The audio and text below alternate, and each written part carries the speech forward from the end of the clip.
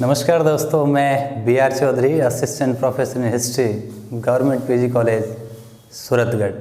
हम भारतीय इतिहास पढ़ रहे थे और आज हम पढ़ेंगे इसी कड़ी में आधुनिक भारत के इतिहास में ईस्ट इंडिया कंपनी की भू राजस्व नीति। तो ईस्ट इंडिया कंपनी की भू राजस्व नीति को बेहतरीन ढंग से समझने के लिए हम सबसे पहले इस भू राजस्व नीति को दो भागों में बांट लेंगे।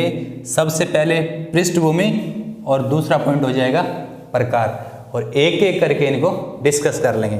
तो आइए देखते हैं ईस्ट इंडिया कंपनी की भू राजस्व नीति में दो पॉइंट बनाए हमने, पृष्ठभूमि और प्रकार। सबसे पहले पृष्ठभूमि के बारे में हम चर्चा करते हैं। देखिए, ये हमारा हिंदुस्तान है। ईस्ट इंडिया कंपनी से पहले पृष्ठभूमि पहला पॉइंट हो जाएगा पूर्व स्थिति, मतलब ईस्ट इंडिया कंपनी आने से पहले भारत की क्या स्थिति थी।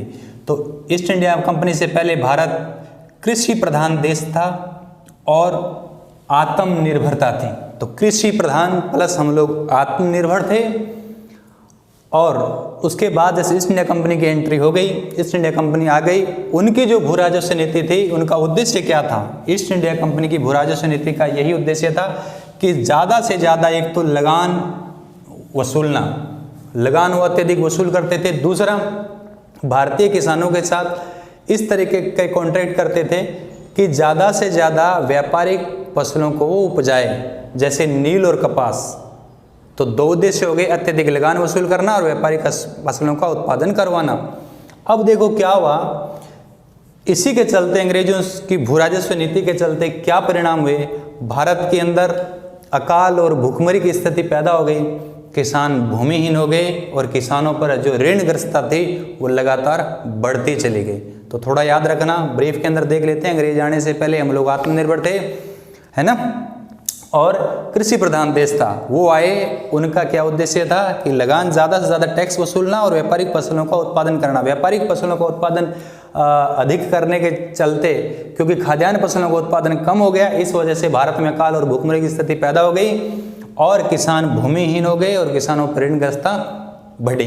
चलिए दूसरा पॉइंट देखते हैं कि अंग्रेजों की भू राजस्व नीति कितने प्रकार की भू राजस्व नीति थी।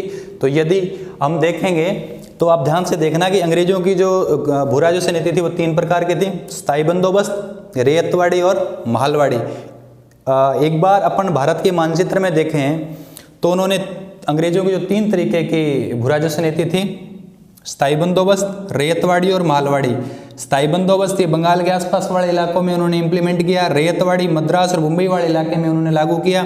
महलवाड़ी पंजाब, मध्य गंगा, उत्तर पश्चिम भारत में उन्होंने लागू किया। लेकिन तीनों ही भू राजस्व नीति ऐसी थी जिसके चलते भारत में अकाल और भूखमरी की स्थिति पैदा हो गई, किसानों पर ऋणग्रस्तता बढ़ी और किसान लगातार ऋण के तले दबते चले गए और किसान क्या हो गए? भूमिहीन हो गए। अब तीनों ये जो उनकी भू राजस्व नीति थी खराब थी। तो चलिए वन बाय वन इसको डिस्कस कर लेते हैं। देखिए, स्थायी बंदोबस्त के अन्य क्या नाम थे, उपनाम क्या थे? स्थायी बंदोबस्त को इस्तमरारी, इजारेदारी, मालगुजारी, विश्वेदारी और जमींदारी, इन नामों से भी जानते हैं। तो स्थायी बंदोबस्त को इस्तमरारी, इजारेदारी, मालगुजारी, जमींदारी और विश्वेदारी के नाम से जानते हैं। देखिए, स्थायी बंदोबस्त को लागू करने वाले या प्रवर्तक कौन थे? तो कॉर्नवालिस ने 1793 में लागू की और इसे जुड़े हुए एक व्यक्ति और है, जॉन सॉर। तो स्थायी बंदोबस्त में कॉर्नवालिस और जॉन सॉर, ठीक। और इनका कौन सा क्षेत्र था? बंगाल, बिहार, बनारस, उड़ीसा। तो ये वाला इलाका था स्थायी बंदोबस्त। ये टोटल भारत के टोटल एरिया के 19% भाग पर इस जो भू राजस्व नीति को लागू किया गया था। फिर क्या था, कर किस तरीके से था? यहाँ ठेका प्रणाली थी, पूरे इलाका का ठेका दे दिया जाता था। तो जो ठेकेदार होता था, जमींदार, वो टोटल कलेक्शन का 1/11 तो जागीरदार रखता था, बाकी का 10/11 ईस्ट इंडिया कंपनी को जमा करवा देता था। इससे क्या लाभ हुआ? ईस्ट इंडिया कंपनी की आय निश्चित हो गई और कंपनी को एक क्या वफादार वर्ग मिल गया। नुकसान क्या हुआ? हानि किसको हुई? किसानों की हो गई, क्योंकि वो जमींदार थे, वो अपने परसेंटेज के चक्कर में किसानों से ज़्यादा कर वसूलते थे, क्योंकि जितना ज़्यादा वसूलेंगे उनका परसेंटेज उतना ही बढ़ता जाएगा। अब होता क्या था, किसान यदि समय पर लगान नहीं जमा करवा पाते थे तो ये जागीरदारों को ये अधिकार दिया गया था कि जो लोग, जो किसान समय पर जो है कर जमा नहीं कर पाए उनकी भूमि को नीलाम कर देते थे। तो उनका ये था कि जैसे सूर्यास्त हो गया, सूर्यास्त तक जमा करवाया तो ठीक है, तो उस किसान की भूमि को नीलाम कर देते थे। तो इसलिए याद रखिए इस स्थायी बंदोबस्त से जुड़ा हुआ जो कानून था सूर्यास्त कानून, जिसे सनसेट लॉ के नाम से भी जानते हैं। तो ये थी आपकी स्थायी बंदोबस्त। दूसरी की बात करते हैं रेतवाड़ी। देखिए रेतवाड़ी इस इलाके में, मद्रास और मुंबई वाले इलाके में, तो देखिए इनके लागू करता है रेत, रे से रिड और मुनरो। रिड 1792 और मुनरो 1820। उन्होंने 12 महल, इन्होंने मद्रास। तो इस इलाके में रिड और मुनरो इसके रेतवाड़ी के है ना लागू करता है। ये कौन सा क्षेत्र था? मद्रास, मुंबई, दक्कन, असम, ये वाला पोर्शन था। इसमें टोटल टैक्स था वो लगभग 50% जो लगान है किसानों से लिया जाता था। तीसरी है महलवाड़ी। देखिए महलवाड़ी, महल का मतलब होता है गाँव का समय। तो ये वाला जो इलाका है पंजाब, मध्य जो गंगा, और ये वाला उत्तर पश्चिम भारत, ये वाला है ना।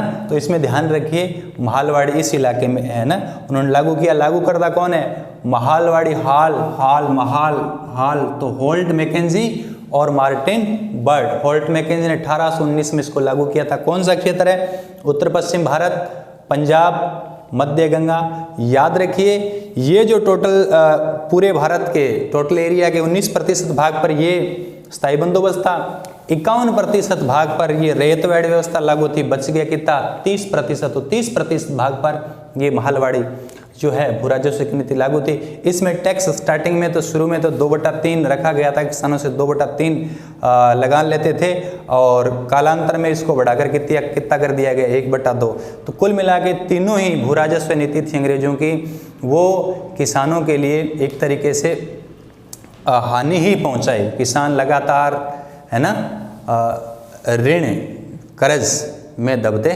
चले गए। तो ये था ईस्ट इंडिया कंपनी की भू राजस्व नीति। उम्मीद करता हूँ कि ये टॉपिक आपको याद हो गया होगा। हर एग्जाम में, नेट में आप देख लीजिए, स्कूल लेक्चर में, कॉलेज लेक्चर में, और जनरल जो एग्ज़ाम होते हैं उसमें जीएस में यहाँ से 1-2 सवाल ज़रूर पूछते हैं। तो मुझे 100% उम्मीद है कि आप लोगों के टॉपिक याद हो गया। थैंक यू, मिलते हैं नेक्स्ट टॉपिक में।